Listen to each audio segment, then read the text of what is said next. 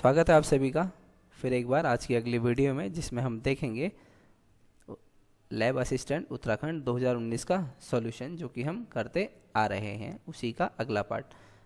Question में पूछा है कि न्यूक्लियस के अंदर जो बीटा डीके होता है वो इनमें से किस प्रकार दिया जा सकता है। तो जब भी हम बात करते हैं बीटा डीके की, तो बीटा डीके न्यूक्लियस के अंदर दो टाइप का होता है। एक होता है पॉजिटिव बीटा डीके और एक होता है नेगेटिव बीटा डीके। तो हम पॉजिटिव में हम जब बात करते हैं पॉजिटिव बीटा डीके मतलब जो पॉजिटिव वाला होता है, इसमें एक प्रोटॉन किस में कन्वर्ट होता है, न्यूट्रॉन में, और साथ में ही क्या निकलता है, पॉजिट्रॉन, और इसी के साथ क्या निकलता है, न्यूट्रिनो। ठीक है, इसको हम बोलते हैं न्यूट्रिनो। ये हो गया हमारा न्यूट्रिनो। ये होता है हमारा पॉजिट्रॉन, और हम बात करते हैं ये एन की, ये क्या होता है हमारा न्यूट्रॉन। ठीक है, मतलब जो हमारा एक पॉजिट्रॉन होता है वो किस में कन्वर्ट होता है, न्यूट्रॉन में, साथ में निकलता है पॉजिट्रॉन और साथ में क्या निकलता है, न्यूट्रिनो। ये क्या होता है हमारा प्रोटॉन। ठीक है, प्रोटॉन हमारा कन्वर्ट होता है न्यूट्रॉन में और साथ में ही पॉजिट्रॉन और न्यूट्रिनो निकलते हैं। तो ये कौन सा होगा हमारा, बीटा पॉजिटिव। अब हम बात कर लेते हैं बीटा नेगेटिव। इस डीके में क्या होता है, जो हमारा एक न्यूट्रॉन होता है, ये न्यूट्रॉन किस में बदलता है, प्रोटॉन में, और साथ ही क्या निकलता है, इलेक्ट्रॉन निकलेगा, और इलेक्ट्रॉन के साथ क्या निकलेगा, एंटी न्यूट्रिनो। तो ये क्या होता है हमारा, ये होता है एंटी न्यूट्रॉन या न्यूट्रिनो। ठीक है, इसको बोलते हैं एंटी न्यूट्रिनो। ये होता है हमारा इलेक्ट्रॉन,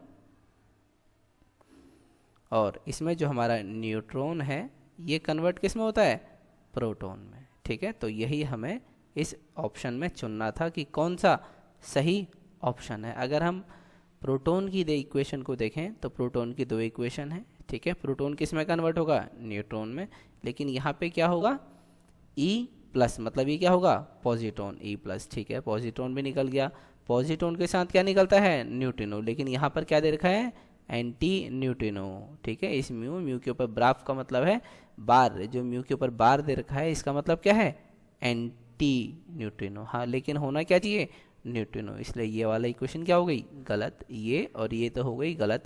अब हम देखते हैं न्यूट्रॉन की। न्यूट्रॉन की इक्वेशन है, न्यूट्रॉन किस में कन्वर्ट होता है, प्रोटॉन में, प्रोटॉन के साथ क्या निकलता है, इलेक्ट्रॉन। तो ये ऑप्शन नंबर ए इलेक्ट्रॉन निकल रहा है, इसके साथ क्या निकलता है, इलेक्ट्रॉन के साथ एंटी न्यूट्रिनो। तो मतलब हमारा ऑप्शन नंबर ए क्या है, करेक्ट आंसर है। ठीक है, और ये क्या है, बीटा नेगेटिव की इक्वेशन है। ठीक है, बीटा नेगेटिव, या फिर हम बोले बीटा डीके नेगेटिव की है इक्वेशन है। ठीक है, चलते हैं अगले क्वेश्चन की ओर।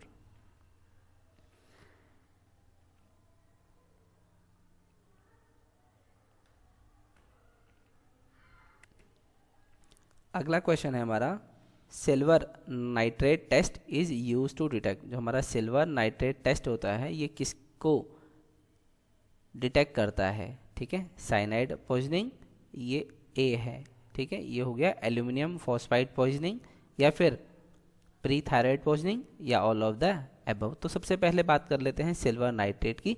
सिल्वर नाइट्रेट जो है इसका फॉर्मूला होता है AgNO3।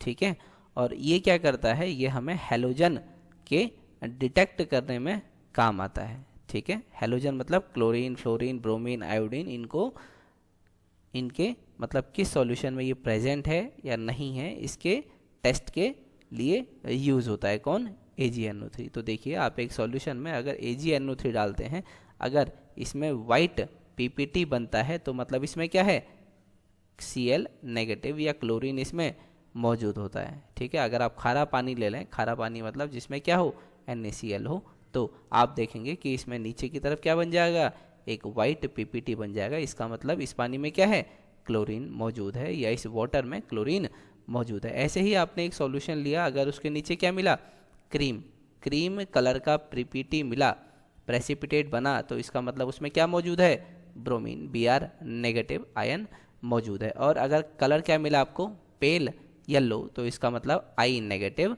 उसमें मौजूद है। ठीक है, मतलब आयोडीन उसमें मौजूद है। ठीक है, तो ये था AgNO3 का टेस्ट।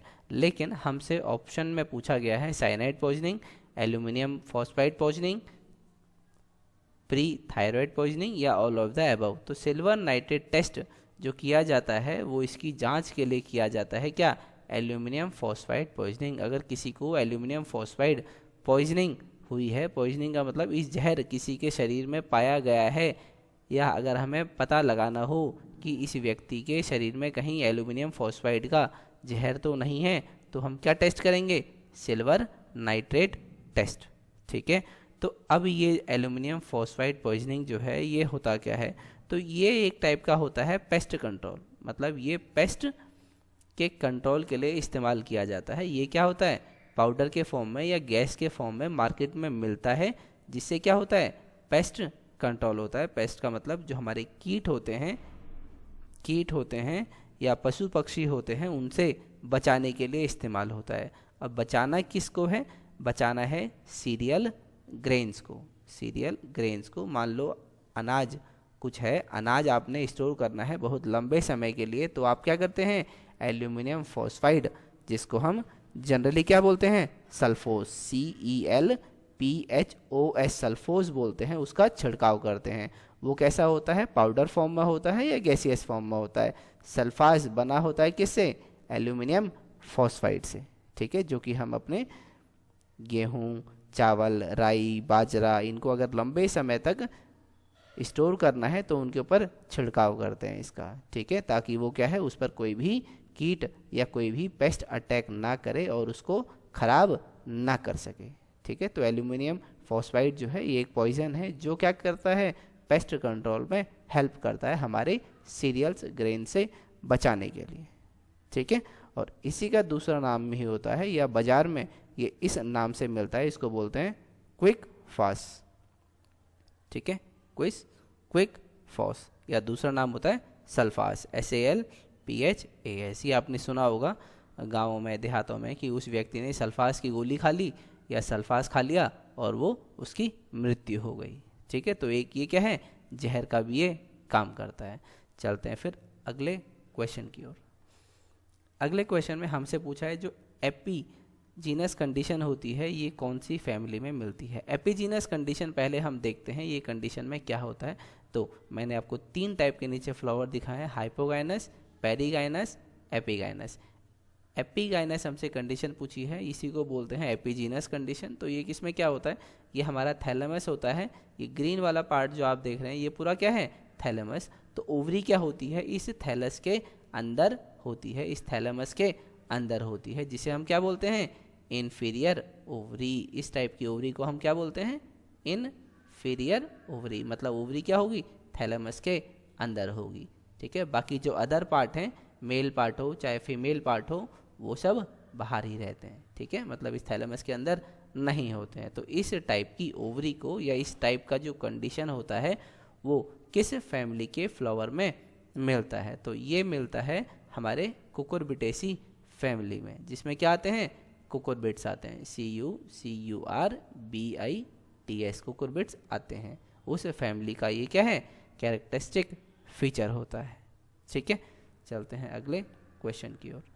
अगले क्वेश्चन में हमसे पूछा है जो कॉन्सेप्ट है हॉट स्पॉट बायोडाइवर्सिटी का। हॉट स्पॉट बायोडाइवर्सिटी को हम बोलते हैं जीव विविधता। और हॉट स्पॉट का मतलब है जहाँ पर एक स्पेशल टाइप की प्रजाति मिलती है, जिसको हम बोलते हैं एंडेमिक। एंडेमिक का मतलब होता है वो प्रजाति सिर्फ वहीं पर मिलेगी, ठीक है, और कहीं पर नहीं मिलेगी। मान लो अगर ये पूरा अगर भारत का एरिया है, तो भारत के एरिया में क्या होगा, यहाँ पे जम्मू कश्मीर होगा, यहाँ पर क्या होगा, श्रीलंका होगा, ये हमारा साउथ होगा, यहाँ पर क्या होगा, ईस्ट, यहाँ पर क्या होगा, वेस्ट। ठीक है, मान लो ये मैप इसको कंसीडर कर लेना आप इंडिया का। ठीक है, तो यहाँ पर क्या होगा, मान लो ये मेरा क्या है, एक बायोडाइवर्सिटी हॉटस्पॉट है। मान लो ये मेरा क्या है, बायोडाइवर्सिटी हॉटस्पॉट है। तो कहने का मतलब है यहाँ पर जो प्रजाति मिलेगी, मान लो ए टाइप की प्रजाति मिलती है, तो वो सिर्फ ईस्ट पर ही मिलेगी और कहीं पर भी नहीं मिलेगी पूरे भारत में। ठीक है, तो हम इसको बोलते हैं बायोडाइवर्सिटी का हॉटस्पॉट या हॉटस्पॉट ऑफ बायोडाइवर्सिटी। ठीक है, बायोडाइवर्सिटी का मतलब जीव विविधता, और हॉटस्पॉट इसलिए कहते हैं क्योंकि यहाँ की प्रजाति जो है सिर्फ इसी एरिया में विकास करती है या इसी एरिया में मिलती है और कहीं पर ये नहीं पाई जाती है। ठीक है, और ऐसे जो भारत में हैं, भारत में ऐसे एरिया कितने हैं, सिर्फ 4 ही एरिया हैं जिनको हम हॉटस्पॉट बायोडाइवर्सिटी कहते हैं। सिर्फ 4 हैं भारत में और पूरे पृथ्वी पर कितने हैं?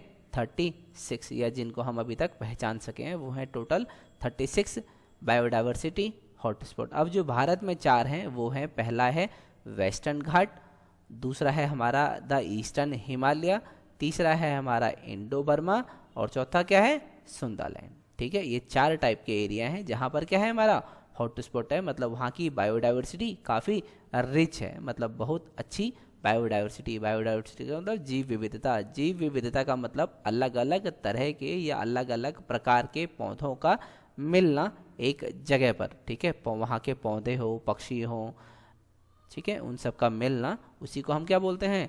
हॉटस्पॉट। बायोडाइवर्सिटी का हॉटस्पॉट या बायोडाइवर्सिटी हॉटस्पॉट। ठीक है, तो इसका कॉन्सेप्ट जो है, मतलब इसका सिद्धांत जो है वो किसने दिया है? वो दिया है नॉर्मन मेयर ने। हमारा ऑप्शन नंबर ए क्या होगा? करेक्ट आंसर होगा। अगला क्वेश्चन, अगले क्वेश्चन में आपसे पूछा है एक वीक एसिड है और एक क्या है? उसका सॉल्ट। वीक एसिड है और उसका सॉल्ट है, इसके लिए आपको क्या बताना है? पीएच। तो कहीं भी पीएच जो है इसका ऐसे दिया जाता है, पीएच होता है pH is equal to pKa plus log concentration of salt upon concentration of acid. ठीक है, ये होती है इसकी क्या? इक्वेशन, जिसमें हम पीएच निकालते हैं। तो ये वाला ऑप्शन है हमारा कौन सा? Option number B. इसलिए इसका ऑप्शन नंबर बी क्या होगा? Correct answer. ठीक है, वीक एसिड और उसके सॉल्ट के लिए पीएच निकालने का ये फॉर्मूला होता है। चलते हैं अगले क्वेश्चन की ओर। अगले क्वेश्चन में हमसे पूछा है एक पार्टिकल है जो जिसका मास क्या है? m, और वो घूम रहा है हॉरिजॉन्टल सर्कल में जिसका रेडियस क्या है? r, जिसका सेंट्रीपिटल फोर्स है k अपॉन आर स्क्वायर, जहाँ पे k क्या है? कांस्टेंट। कहने का मतलब है ये किसी का ऐसा मास होगा, ठीक है, और सर्कल में घूम रहा है। ये पार्टिकल है जिसका m है मास, इसमें अंदर की इसमें ये जो है क्या है? इसका रेडियस है, ठीक है, और यहाँ पर क्या है? सेंट्रीपिटल फोर्स लग रही है, वो कितनी लग रही है? k अपॉन आर का स्क्वायर। आपसे पूछा है टोटल एनर्जी कितनी होगी इस पार्टिकल की। तो टोटल एनर्जी हम निकालते हैं कभी भी potential energy plus kinetic energy. ठीक है, तो आप जब इसकी पोटेंशियल एनर्जी, काइनेटिक एनर्जी निकालोगे, सॉल्व करोगे, तो आप देखोगे इसका आंसर क्या आएगा? Minus k upon 2r। ठीक है, ये क्या होगी? इस पार्टिकल की टोटल एनर्जी होगी। ठीक है, जो इसके पोटेंशियल एनर्जी और काइनेटिक एनर्जी को मिला के सम आता है उसी को बोलते हैं टोटल एनर्जी। तो हमारा ऑप्शन नंबर सी क्या होगा? करेक्ट आंसर होगा। अगला क्वेश्चन है हमारा, अंडर सेक्शन 293, मतलब धारा 293 के तहत सीआरपीसी में इनमें से कौन सा सरकारी वैज्ञानिक विशेषज्ञ, मतलब गवर्नमेंट साइंटिफिक एक्सपर्ट नहीं होता है? Chief medical officer, chief inspector of explosive, या हैफकिन इंस्टीट्यूट बॉम्बे के डायरेक्टर, या फिर सीरोलॉजिस्ट टू द गवर्नमेंट। तो देखिए, जो हमारे चीफ मेडिकल ऑफिसर होते हैं इनका जो पोस्ट होता है या इनकी पोस्ट को हम गवर्नमेंट साइंटिफिक एक्सपर्ट जो है वो नहीं मानते हैं। ठीक है, बाकी ये जो तीनों हैं ये क्या होते हैं? हमारे गवर्नमेंट साइंटिफिक एक्सपर्ट, मतलब सरकार के वैज्ञानिक विशेषज्ञ। ठीक है, तो हमारा इसका नॉट पूछा है, जो नहीं है तो वो होगा हमारा ऑप्शन नंबर ए, जो कि क्या है? करेक्ट आंसर है। चलते हैं फिर अपने अगले क्वेश्चन की ओर। अगले क्वेश्चन में हमसे पूछा गया है साइटोक्रोम इज, मतलब जो साइटोक्रोम है ये हमारा क्या होता है? ठीक है, साइटोक्रोम एंजाइम होता है, कार्बोहाइड्रेट होता है, कॉन्जुगेटेड प्रोटीन होता है, ये क्या होता है? इनमें से कुछ भी नहीं होता है। तो अब जब भी हम बात क्या करते हैं किसकी? कॉन्जुगेट प्रोटीन को, तो आपको पता होगा कॉन्जुगेटेड प्रोटीन्स या जो हमारे ये साइटोक्रोम है, साइटोक्रोम मैं यहाँ पे आपको बताता हूँ, CYTOCHROME, जो हमारे साइटोक्रोम्स होते हैं ये क्या होते हैं? हमारे haem protein, HAEM, haem protein होते हैं ये हमारे। ठीक है, ये हमारे होते हैं हीम प्रोटीन। और ये किसके बने होते हैं?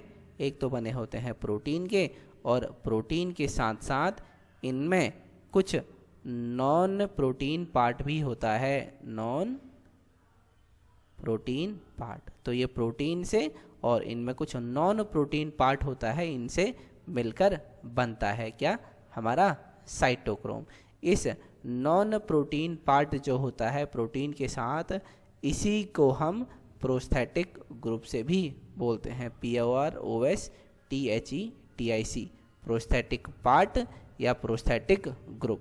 ठीक है, इसके नाम से भी हम इस नॉन प्रोटीन पार्ट को जानते हैं। ठीक है, तो ये हमारे क्या होते हैं, कॉन्जुगेटेड प्रोटीन्स होते हैं। साइटोक्रोम्स जो होते हैं ये हमारे कॉन्जुगेटेड प्रोटीन्स होते हैं।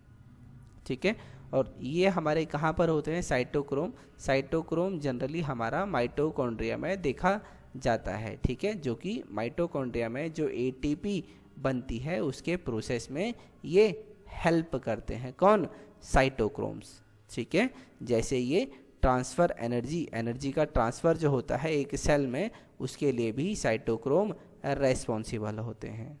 ठीक है, चलते हैं अगले क्वेश्चन की ओर।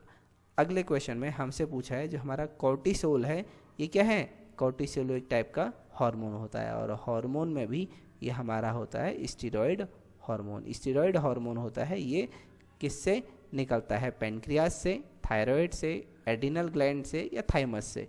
तो जो हमारा कॉर्टिसोल है ये निकलता है कहाँ से, एड्रिनल से, या adrenal gland secrete cortisol hormone which is a steroid hormone. तो जो हमारा एड्रिनल ग्लैंड होता है इससे क्या निकलता है, कॉर्टिसोल निकलता है, और ये क्या होता है, एक टाइप का स्टेरॉयड हार्मोन होता है।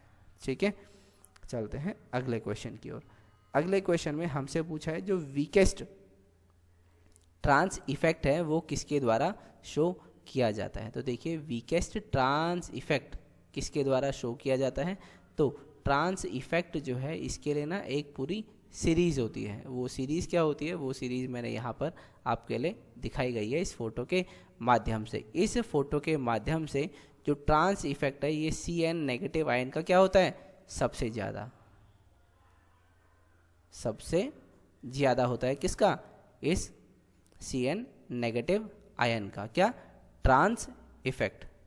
ठीक है, इसका क्या होता है, सबसे ज़्यादा होगा। सबसे ज़्यादा होने के साथ ही में इसके बाद इसकी जो सीक्वेंस होती है वो क्या होती है, CO की। मतलब CO की क्या होती है, इससे कम, फिर इससे कम होगी NO की, फिर इससे कम होगी C2H4, फिर होगी CH3, फिर होगी SO3H, फिर होगी NO2-, फिर होगी I, फिर होगी HCN, फिर होगी Br, फिर होगी क्लोरीन, फिर होगी NH3 अमोनिया, फिर होगी OH, फिर होगी H2O। मतलब H2O सबसे कम ट्रांस इफेक्ट शो करेगा। H2O सबसे कम शो करता है। ठीक है, सबसे कम ट्रांस इफेक्ट को शो करता है। लेकिन आपके पास ऑप्शन क्या दिया है, I- कहाँ पे है, यहाँ पे है I। OH- पूछा था, OH कहाँ का है, OH कहाँ पे है आपका, यहाँ पे है। NH3 कहाँ पे है आपका, इस वाली जगह पर है।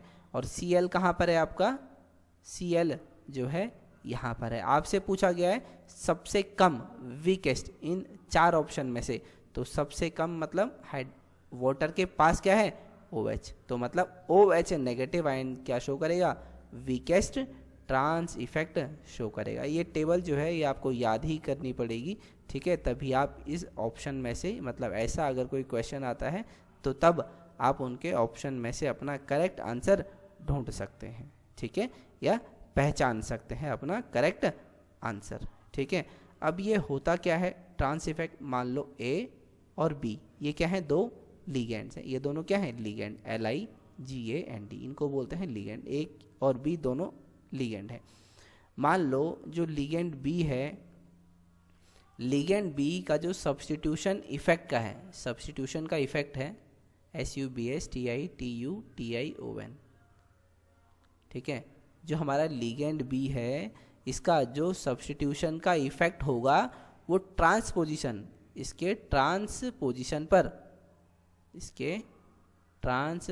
पर जो सब्स्टिट्यूशन का इफेक्ट होगा इस रेस्पेक्ट, ये जो लिगेंड A है इसके रेस्पेक्ट में, इसी को बोलते हैं ट्रांस इफेक्ट। समझ गए, A और B 2 लिगेंड हैं जिसमें B लिगेंड का जो सब्स्टिट्यूशन का इफेक्ट होगा इसी के ट्रांसपोजिशन पर। ठीक है, इस लिगेंड के रेस्पेक्ट में या फिर अदर लिगेंड के रेस्पेक्ट में, इसी को हम बोलते हैं ट्रांस इफेक्ट। ठीक है, ये सबसे कम किस में होगा, OH नेगेटिव में होगा। चलते हैं अगले क्वेश्चन की ओर। अगले क्वेश्चन में हमसे पूछा है हमारा क्या है, मोमेंट एक सॉलिड स्फेयर है। ठीक है, इसमें कुछ इसकी रेडियस भी होगी। मान लो ये पॉइंट क्या है इसका, O ले लेता हूँ, जो क्या है इसका सेंटर, यहाँ से लेके लास्ट तक की दूरी क्या होगी, r, जो कि मैं रेडियस बोल देता हूँ।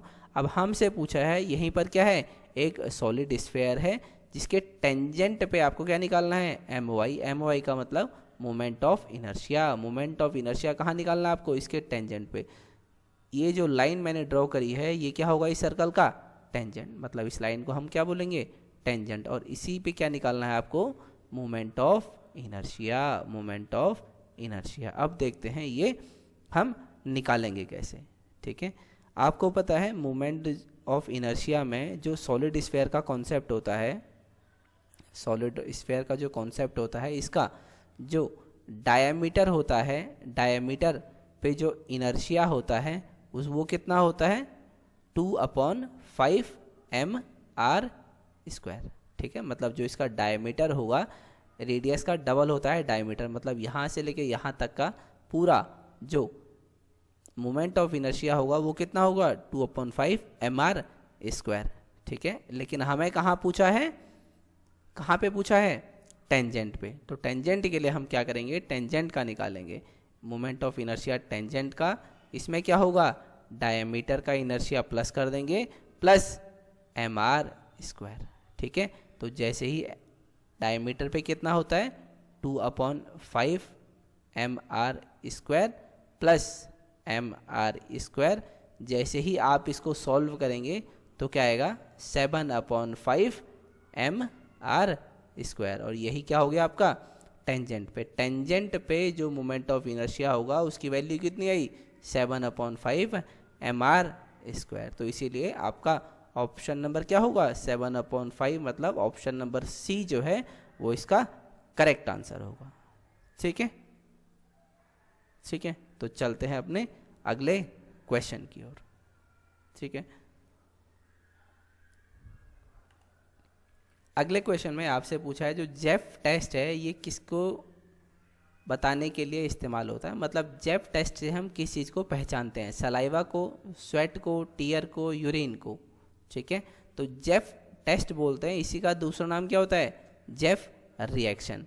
ये जो जेफ टेस्ट है या जो जेफ रिएक्शन है ये हमें बताता है creatinine level, creatinine level, creatinine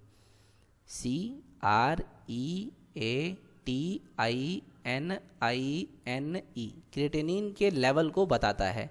कहाँ पर बताएगा, ये हमारे जो क्रिएटिनिन का लेवल होगा उसी को कहाँ पर बताएगा, ब्लड में, ब्लड में बताता है या यूरिन में बताता है। जो भी इसका लेवल होगा कहाँ पर, ब्लड में हो चाहे यूरिन में हो, उसका लेवल बताएगा।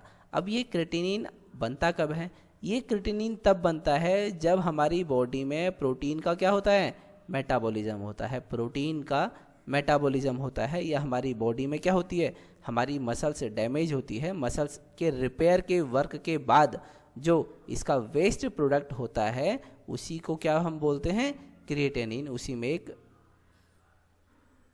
क्रिएटिनिन मौजूद होता है, ठीक है। या प्रोटीन का या मसल का मेटाबॉलिज्म, मतलब आपको पता होगा ना, मसल्स बनती भी है, मसल्स टूटती भी है, मसल में रिपेयर भी होता है, टीयर ऑफ भी होता है। तो उसमें जो वेस्ट प्रोडक्ट होता है या जो एक्स्ट्रा होता है वो क्या लेवल होता है, क्रिएटिनिन होता है। एक्स्ट्रा जो है वो क्रिएटिनिन होता है, वही हमारी बॉडी में या ब्लड में डिजॉल्व होता है। ब्लड में डिजॉल्व होने के बाद ब्लड को फिल्टर कौन करता है, किडनी, ठीक है। और किडनी के माध्यम से ये कहाँ आ जाती है, हमारे यूरिन में आ जाता है क्या, क्रिएटिनिन, ठीक है। इसी यूरिन में आप इस क्रिएटिनिन को टेस्ट कर सकते हैं और उस टेस्ट का नाम क्या होता है, जेफ टेस्ट होता है, ठीक है।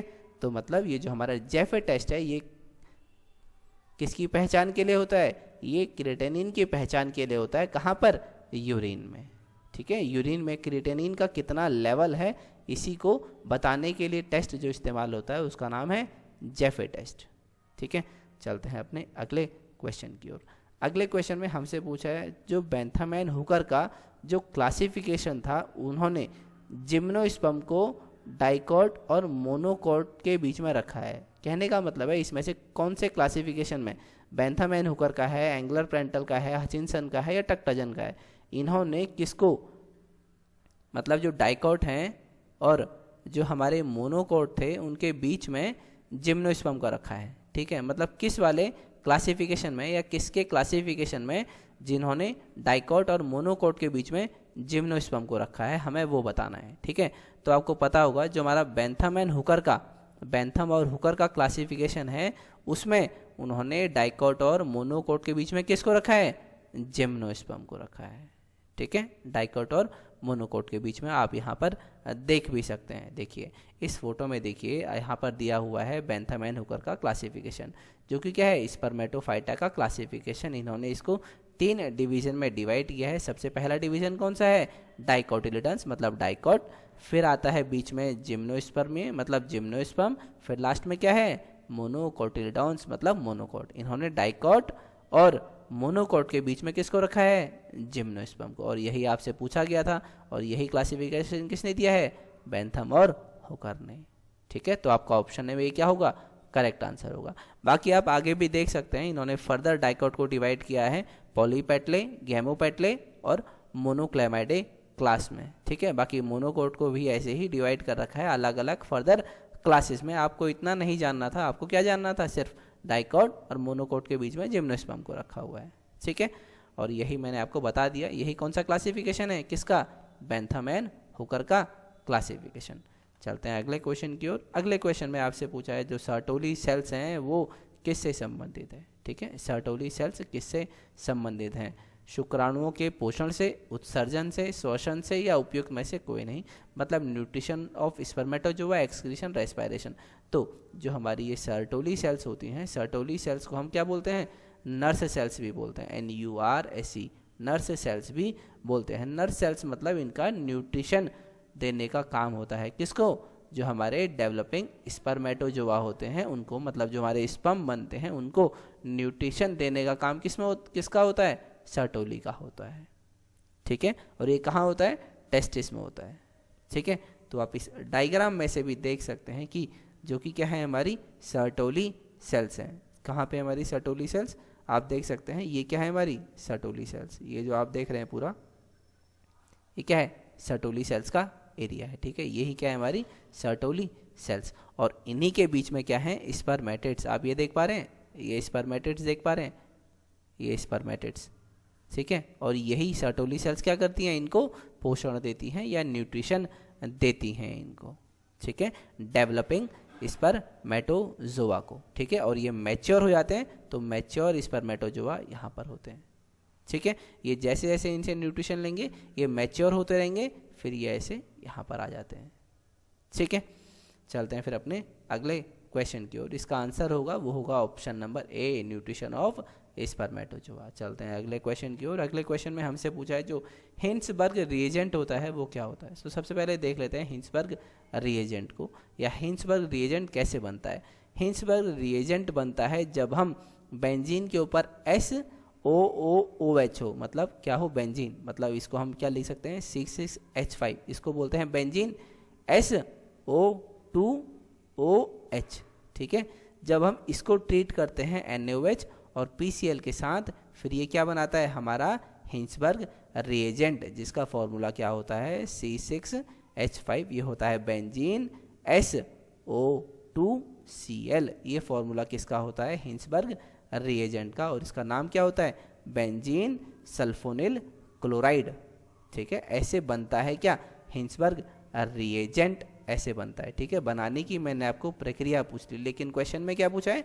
हिंसबर्ग रिएजेंट क्या है? अब आप आसानी से बता सकते हैं, एनहाइड्रस ZnCl2 + HCl है, या PdCl2 + क्विनोन है, या अल्कोहलिक KOH है, या ये है C6H5SO2Cl। तो आप बता सकते हैं कि C6H5 मतलब बेंजीन, बेंजीन के ऊपर SO2 जिसमें डबल बॉन्ड लगा होगा, फिर Cl, ये क्या होता है? हमारा हिंसबर्ग रिएजेंट होता है। ठीक है, चलते हैं अगले क्वेश्चन की ओर। अगले क्वेश्चन में हमसे पूछा है जो वेलोसिटी ऑफ साउंड होता है वो जनरली सॉलिड में ज़्यादा होता है गैसेस के कंपैरिजन में। ठीक है, मतलब वेलोसिटी ऑफ साउंड, जो साउंड की वेलोसिटी होती है वो ज़्यादा होता है सॉलिड में गैसेस के मुकाबले। ठीक है, ऐसा क्यों होता है? क्योंकि सॉलिड में क्या होता है? डेंसिटी ज़्यादा होती है। ऑप्शन देख लीजिए, ऑप्शन में लिखा हुआ है more density and less elasticity, more density and more elasticity, density and elasticity both less, या less density but more elasticity. तो यहाँ पर क्या होता है कि जो हमारे सॉलिड्स होते हैं इसमें क्या होते हैं, सॉलिड्स में डेंसिटी मतलब घनत्व और उनकी इलास्टिसिटी ये दोनों ही ज़्यादा होती है। इलास्टिसिटी दोनों ही ज़्यादा होती है किसके, गैसेस के कंपैरिजन में। ठीक है, तो मतलब हमारा option number more density and more elasticity, option number B क्या होगा, करेक्ट आंसर होगा, जिसके कारण साउंड की वेलोसिटी ज़्यादा होती है सॉलिड में। ठीक है, साउंड की वेलोसिटी ज़्यादा होती है साउंड में।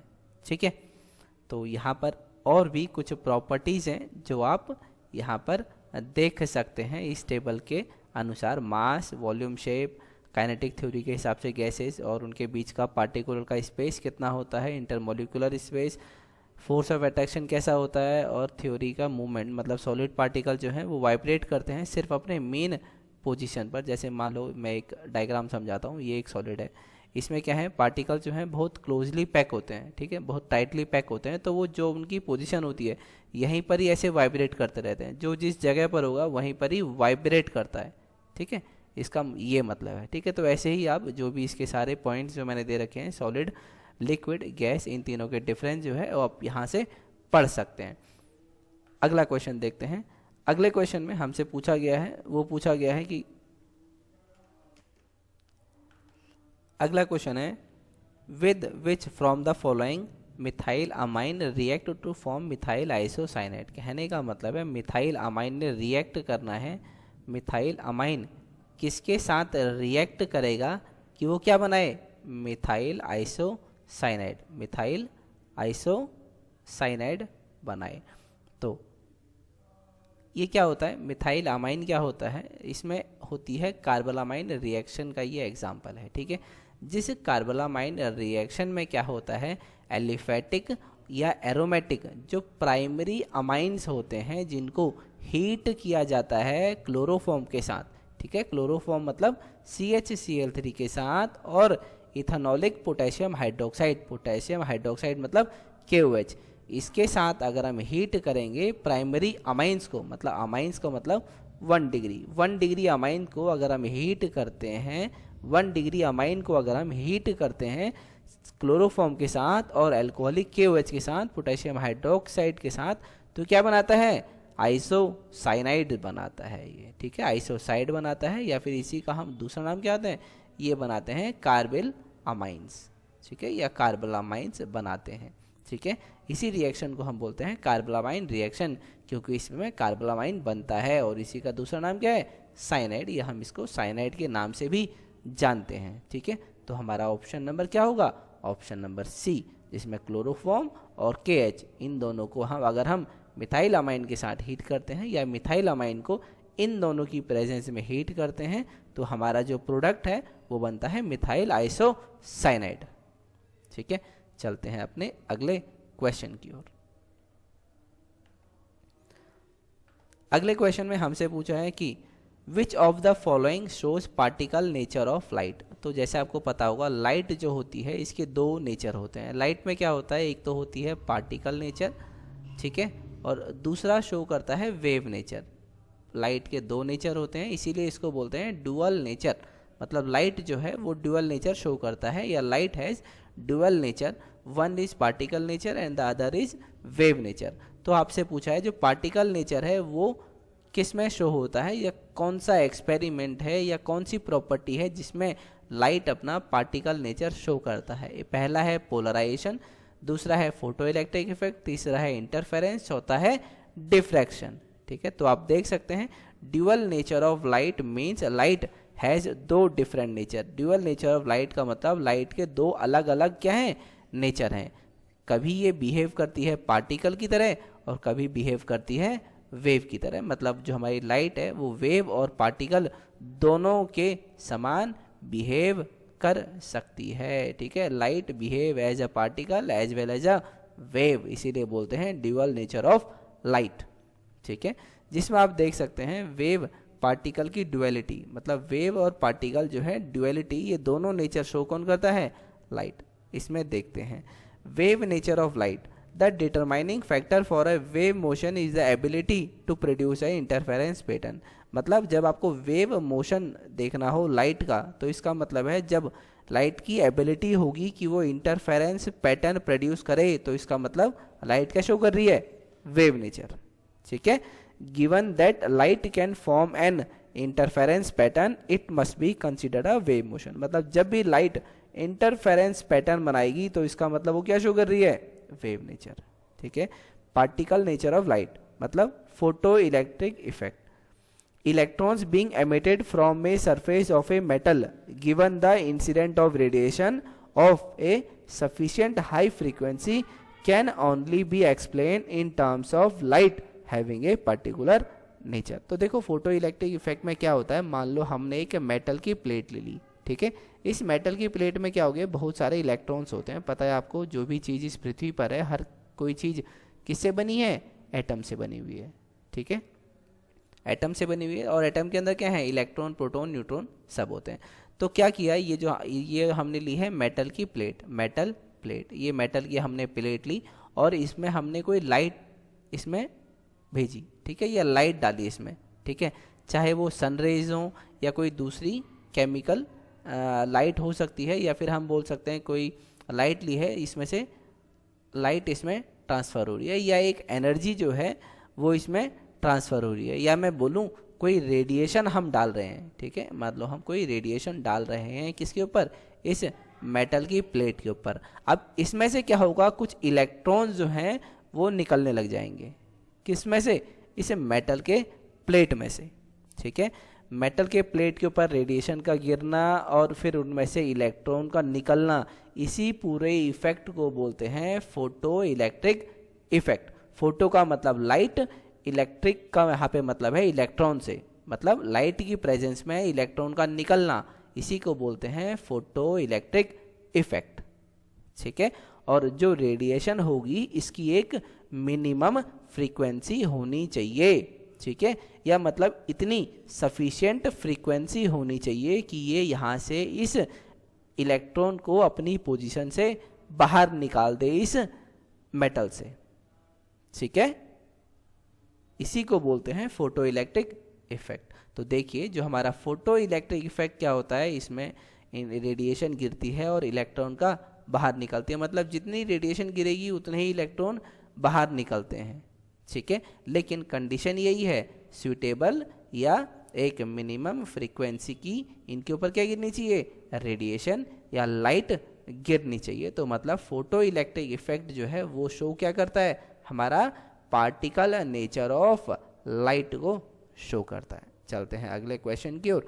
अगले क्वेश्चन में हमसे पूछा है जो हमारा लोकार्ड प्रिंसिपल ऑफ एक्सचेंज है, ये किसको दर्शाता है या किससे संबंधित है, फॉरेन एक्सचेंज से, एक्सचेंज ऑफ क्रिमिनल इंफॉर्मेशन, या exchange of trace evidence material, या फिर एक्सचेंज ऑफ कोर्ट नोटिस। तो आप देखते हैं, या मैंने आपको इस पे पहले भी एक क्वेश्चन में बताया हुआ है इसी पेपर में, कि एडमंड लोकार्ड जो हैं ये हैं फोरेंसिक साइंटिस्ट हैं 19वीं शताब्दी के, जिन्हें फ्रांस का शेरलॉक होम्स कहा जाता है। ठीक है, और इन्होंने ही एक थ्योरी दी है जिसे बोलते हैं लोकार्ड एक्सचेंज प्रिंसिपल, या एक सिद्धांत दिया है लोकार्ड एक्सचेंज प्रिंसिपल के नाम से, वो क्या है, फेमस है। जिसमें क्या होता है, इसकी एक स्टेटमेंट है, एवरी कॉन्टैक्ट लीव ए ट्रेस, मतलब आपका जो भी कॉन्टैक्ट होगा, जिसको आप छुएंगे, आप अपना कोई पहचान या निशान वहाँ पर छोड़ जाते हैं। ठीक है, ये है इस सिद्धांत का मतलब। ठीक है, कि every contact leave a trace, जहाँ जहाँ पर आप कॉन्टैक्ट करोगे वहाँ वहाँ पर आप अपने कुछ निशान या चिन्ह छोड़ जाते हो। और इनका ऐसा मानना है कि कोई भी घटना या दुर्घटना ऐसी नहीं है कि जहाँ पर आप कुछ करें और आपके निशान उस जगह पर ना छूटें। ठीक है, तो ये था इनका ये पूरा सिद्धांत। ठीक है, तो इसमें क्या होता है, इसमें क्या होता है कि आप, इसने पूछा है क्या है, फॉरेन एक्सचेंज है, मतलब विदेशी विनियमन से, आपराधिक सूचना के विनियम से, या साक्ष्य सामग्री के विनियम से, या फिर न्यायालयिक सूचना से इसका क्या है, सिद्धांत संबंधित है। तो आपके पास 4 ऑप्शन है, आपको इसमें बताना है कि इसके पास आपका जो करेक्ट ऑप्शन है वो क्या है।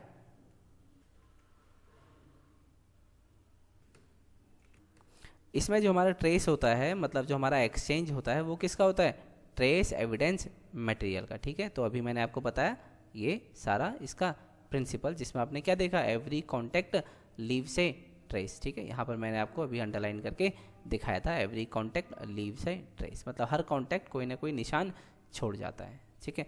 चलते हैं फिर अगले क्वेश्चन की ओर। अगले क्वेश्चन में हमसे पूछा है पाइनस की लकड़ी क्या होती है, मतलब चीड़ की जो कास्ट है वो क्या होती है। पाइनस का मतलब चीड़, ठीक है। मोनोजाइलिक है, पिक्नोजाइलिक है, एजाइलिक है या नन ऑफ द दीज। तो आपको पता है पाइनस की जो वुड होती है वो क्या होती है, पिक्नोजाइलिक होती है। पिक्नोजाइलिक का मतलब होता है इसमें क्या होता है, कॉम्पैक्ट होती है, नैरो मेडुलरी रेज इसमें होते हैं, मतलब ये क्या होती है, काफ़ी हार्ड वुड होता है। कॉम्पैक्ट का मतलब ये क्या होती है, हार्ड, काफ़ी हार्ड वुड होती है। और जो मोनोजाइलिक होती है ये होती है सॉफ्ट वुड होती है, और ये पोरस होती है। पोरस मतलब इसके अंदर छिद्र होते हैं, बहुत छोटे छोटे छिद्र होते हैं, ठीक है। और उसमें मेडुलरी रेज होती है वो ब्रॉड होती है, और पैरेनकाइमेटस होती है।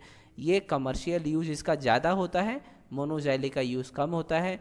मोनोजाइलिक वुड पाई जाती है सेकेडोफाइटा, मतलब साइकस में मिलती है हमें मोनोजाइलिक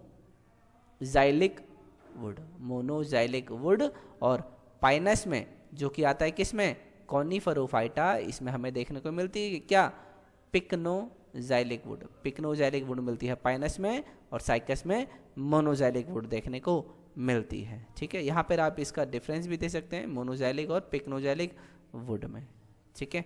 तो मैंने आपको ये बता दिया, बाकी अब यहाँ से पढ़ भी सकते हैं। चलते हैं अगले प्रश्न की ओर। अगले प्रश्न में हमसे पूछा है जो हमारा हीमोफीलिया होता है इसमें किस चीज़ की कमी होती है। तो देखिए हीमोफीलिया होता क्या है। हीमोफीलिया होता है, मान लो आपकी बॉडी में या पूरे शरीर में कहीं पर भी क्या हो गया, एक हल्का सा कट लग गया, चाहे आपकी इंजरी से हो गया या ब्लेड से लग गया या कोई धारदार तलवार से लग गया या धारदार चीज़ होती है जैसे चाकू हो गया, चाकू लग गया या कोई कील लग गई, तो अब वहाँ से जहाँ पर भी कटा है वहाँ से ब्लड निकलता रहेगा, ठीक है, ब्लड निकलता रहेगा। सामान्य तौर पर क्या होता है, ब्लड निकलता है आधे मिनट, 1 मिनट, 2 मिनट के लिए, उसके बाद ब्लड की क्या हो जाती है वहाँ पे, क्लॉटिंग, मतलब ब्लड रुक जाता है या खून जो है वहाँ पर उसका थक्का बन जाता है, और क्या होता है, खून रुक जाता है वहाँ पर, ठीक है, खून क्या होता है, रुक जाता है, और जिसके कारण आपका खून जो है ज़्यादा नहीं बहता है, मतलब जहाँ से बहता है वहाँ पर क्लॉट हो जाता है, मतलब ब्लड की क्लॉटिंग हो जाती है। लेकिन हीमोफीलिया के पर्सन में क्या होता है, अगर कहीं पर कट लगाए तो वहाँ पे ब्लड जो है वो निरंतर निकलता रहता है, निरंतर मतलब कंटिन्यूसली वहाँ से निकलता रहता है जब तक उस व्यक्ति की मृत्यु ना हो जाए, मतलब इस कारण से उसकी डेथ भी हो सकती है व्यक्ति की, ठीक है। तो इतनी भयानक ये बीमारी होती है। इसमें पूछा है किस चीज़ की कमी से होता है, प्लेटलेट्स की कमी से होता है, फैक्टर 9 की कमी से होता है, फैक्टर 13 की कमी से होता है, कैल्शियम से होता है, या फैक्टर 8 की कमी से होता है। यहाँ पे है फैक्टर 8, यहाँ पर है फैक्टर 13, तो इसकी कमी से होता है, प्लेटलेट से होता है, कैल्शियम से होता है। तो देखिए हीमोफीलिया जनरली 2 टाइप का होता है, एक होता है हीमोफीलिया ए, दूसरा होता है हीमोफीलिया बी। हीमोफीलिया ए जो होता है वो 5000 आदमियों में से सिर्फ एक को होता है, जबकि हीमोफीलिया बी जो होता है वो एक को होता है 30,000 में से, ठीक है। 30,000 में से एक को होना है, 5,000 में से एक को होता है हीमोफीलिया ए और बी। अब इसमें समझते हैं कि मेन डिफरेंस क्या है। तो देखो, जब बॉडी में क्लॉटिंग फैक्टर 9, जब क्लॉटिंग फैक्टर 9 मतलब जो हमारा फैक्टर 9 है इसकी कमी होगी, तो इस वाले हीमोफीलिया को हम बोलेंगे हीमोफीलिया बी है इस व्यक्ति को, ठीक है। और ये 30,000 में से एक को होता है। जिसमें क्लॉटिंग फैक्टर 8 मतलब हमारा फैक्टर 8 है इसकी कमी होती है, तो उस हम व्यक्ति को हम बोलते हैं इसमें बीमारी है हीमोफीलिया ए, और ये होती है 5000 में से एक व्यक्ति को। तो आपके पास ऑप्शन क्या थे, F8 और या F9, लेकिन यहाँ पे दे रखा है F8 और F13, तो मतलब F8 को आपको यहाँ पे करेक्ट आंसर चुनना था, या फिर हमारा F8 क्या होगा, करेक्ट आंसर होगा, और F8 रेस्पॉन्सिबल होता है हीमोफीलिया ए के लिए, ठीक है। तो ये था इस क्वेश्चन का करेक्ट आंसर। अब चलते हैं अगले क्वेश्चन की ओर, जो कि है हमारा जो ग्रेन अल्कोहल होता है इसको हम किस नाम से जानते हैं, methyl alcohol, propyl alcohol, ethyl alcohol या ब्यूटाइल अल्कोहल। तो ethyl alcohol is also called grain alcohol, तो मतलब हमारा आंसर क्या है, इथाइल अल्कोहल। इथाइल अल्कोहल को ही हम किस नाम से जानते हैं, ग्रेन अल्कोहल, ठीक है। और ये जनरल नेम होता है इथाइल एल्कोहल का, ठीक है। ग्रेन एल्कोहल को ही हम इथाइल एल्कोहल के नाम से जानते हैं, या इन दोनों का नाम क्या होता है, सेम होता है, या इसको कॉमन नेम भी हम कह सकते हैं, कॉमन नेम, ठीक है। इथाइल एल्कोहल बनता है कब, जब हम फर्मेंटेशन करते हैं, या जब कोई फ्रूट जूस उसका फर्मेंटेशन हो जाता है तब वो क्या बनता है, इथाइल एल्कोहल। मतलब इथाइल एल्कोहल बनेगा फर्मेंटेशन ऑफ फ्रूट जूस, मतलब फ्रूट जूस जब सड़ जाएगा तो उससे हमारा क्या बनेगा, इथाइल एल्कोहल, ठीक है। और ये क्या होता है, इथाइल एल्कोहल होता है न्यूट्रल स्पिरिट होता है, न्यूट्रल स्पिरिट, SPIRIT स्पिरिट होता है। ये किससे बन सकता है, कौन से बन सकता है, राई से, वीट से, ग्रेप से, ग्रेन्स से, शुगर केन से, ट्यूबर से, बीट से। मतलब गन्ने से बना लो, राई से बना लो, गेहूं से बना लो, अंगूर से बना लो, ठीक है। इन सबको अगर आप फर्मेंटेशन की प्रक्रिया के दौरान इनको फर्मेंटेशन की प्रक्रिया से गुजरेगा तो ये क्या बनाएगा, इथाइल एल्कोहल, और इथाइल एल्कोहल को ही हम क्या बोलते हैं, ग्रेन एल्कोहल, ठीक है। ये था हमारा 45 क्वेश्चन। चलते हैं अगले क्वेश्चन की ओर। अगले क्वेश्चन में हमसे पूछा है अगर कोई एसेंशियल कंडीशन बताओ जहाँ पर फोर्स को क्या हो, कंजर्वेटिव। देखो अगर फोर्स को हमें कंजर्वेटिव रखना है तो हमको उसको जीरो बनाना पड़ेगा। तो यहाँ पे ऑप्शन क्या था, ऑप्शन ए, कल फोर्स शुड बी जीरो। जब कंजर्वेटिव बनाने का मतलब ही है कि फोर्स को क्या कर दो, जीरो कर दो, ठीक है। तो मतलब कल एफ जो है वो जीरो होगा इस केस में। चलते हैं अगले क्वेश्चन की ओर। अगले क्वेश्चन में हमसे पूछा है जो 3R रूल है ग्लास फ्रैक्चर का वो किससे संबंधित है, concentric fracture, radial fracture, cone fracture या हैकल मार्क्स।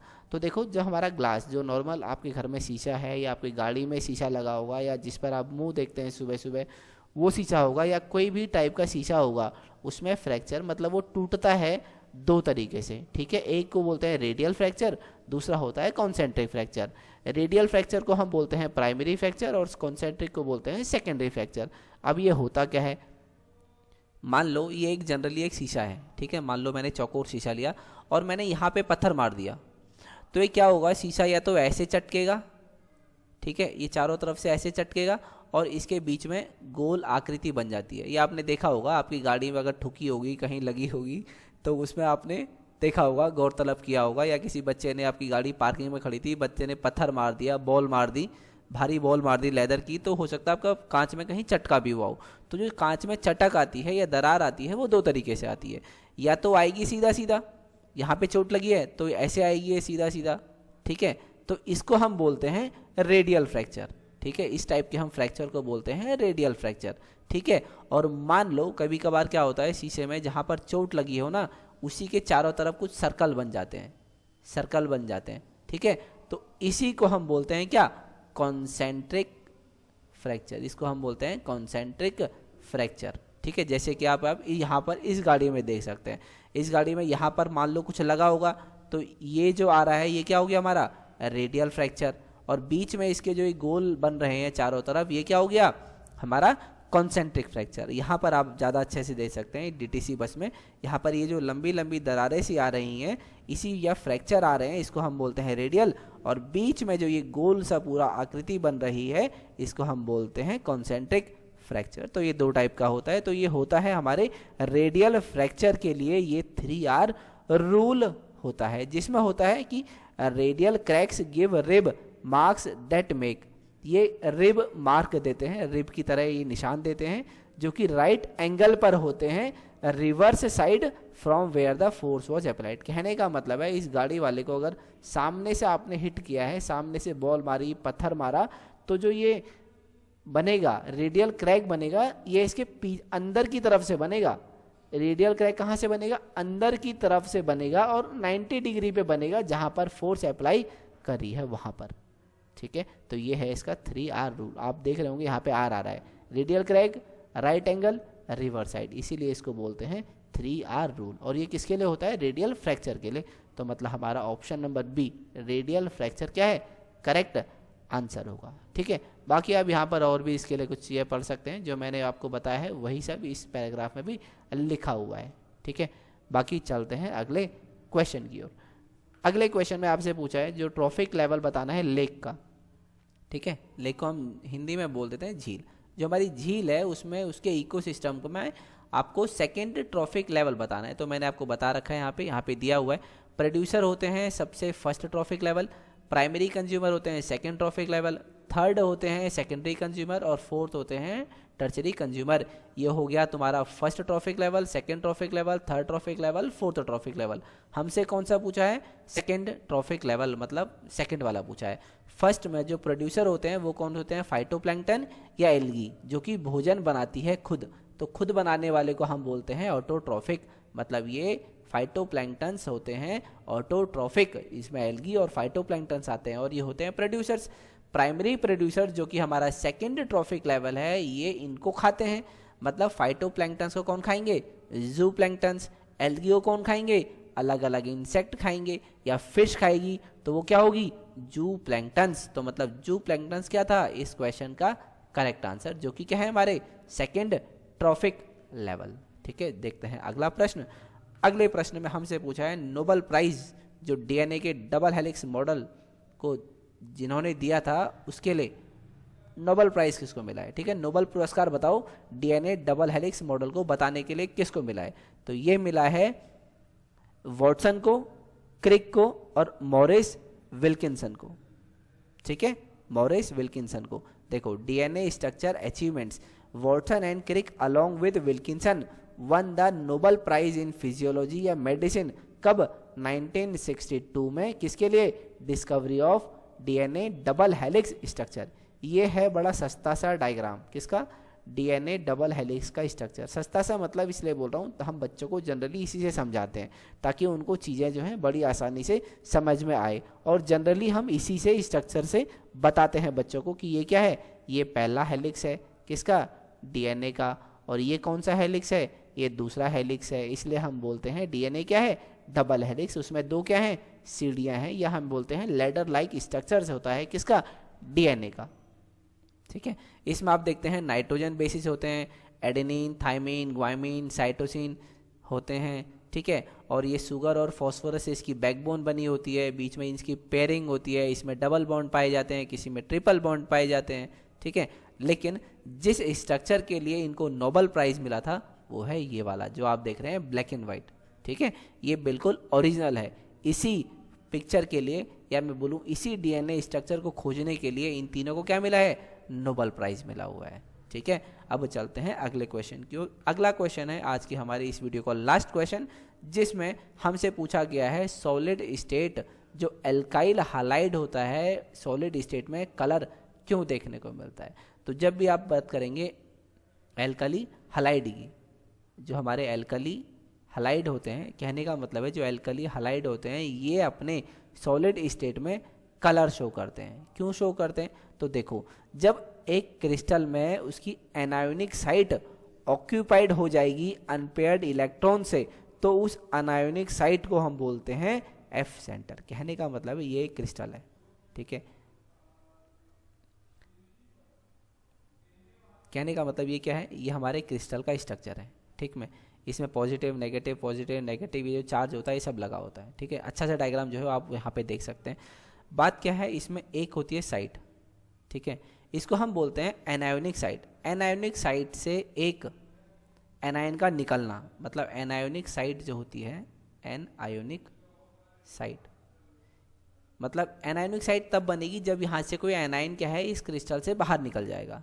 अब जो ये जगह बची इसको हम बोलते हैं एनायोनिक साइट, और यहाँ पर कोई अगर इलेक्ट्रॉन आ जाता है या इसी आसपास से कोई इलेक्ट्रॉन इस जगह पर आ जाएगा, तो ये क्या करेगा, इलेक्ट्रॉन इसके ऊपर जब लाइट पड़ेगी तो ये कलर शो करेगा। ठीक है, कलर शो करेगा। तो आप सोच रहे हैं कि एफ सेंटर क्या होता है, तो देखो एनायन के निकलने से जो जगह बची उसको बोलते हैं एनायोनिक सेंटर। वहाँ पर क्या आया, इलेक्ट्रॉन आया, और इसी इलेक्ट्रॉन के आने के बाद हम इस एनायोनिक साइट को बोल देते हैं एफ सेंटर। ठीक है, या आप इसको एफ सेंटर पहले भी बोल सकते हैं। जहाँ से एनायन निकला तो ये जगह क्या थी, एनायोनिक साइट, मतलब यहाँ पे एनायन था, अब वो निकल गया यहाँ से, यहाँ पर क्या आया, एनायन की जगह किसने ली, इलेक्ट्रॉन ने। और इलेक्ट्रॉन के अगर ऊपर लाइट पड़ेगी तो ये क्या शो करेगा, colour, this will impart colour. ठीक है, यही पूरा इसका कॉन्सेप्ट होता है किसका, एल्कली हालाइड में, सॉलिड स्टेट में, जिसके कारण ये क्या शो करते हैं, कलर। वो किसके शो करते हैं, क्योंकि एफ सेंटर होता है यहाँ पे। एफ सेंटर का मतलब जहाँ पे इलेक्ट्रॉन आ गया है, एनायोनिक साइट पहले थी, यहाँ पर क्या आ गया, इलेक्ट्रॉन आ गया, तो इस जगह को हम बोलते हैं एफ सेंटर। ये जो एनायोनिक साइट है इसको हम बोलते हैं एफ सेंटर। एफ सेंटर के ऊपर जब भी लाइट गिरेगी ये शो करेगा कलर। ठीक है, तो इसमें एफ सेंटर होता है, इसी वजह से ये कलर शो करते हैं, इसीलिए ऑप्शन नहीं क्या होगा, करेक्ट आंसर होगा। तो ये थे हमारे इस वीडियो के क्वेश्चंस। बाकी हम मिलते हैं अगले वीडियो के लिए, तब तक आप इस चैनल को लाइक, शेयर और सब्सक्राइब करते रहिए। लाइक, शेयर और सब्सक्राइब जो है करते रहिए। ठीक है, मिलते हैं आपसे अगले वीडियो में।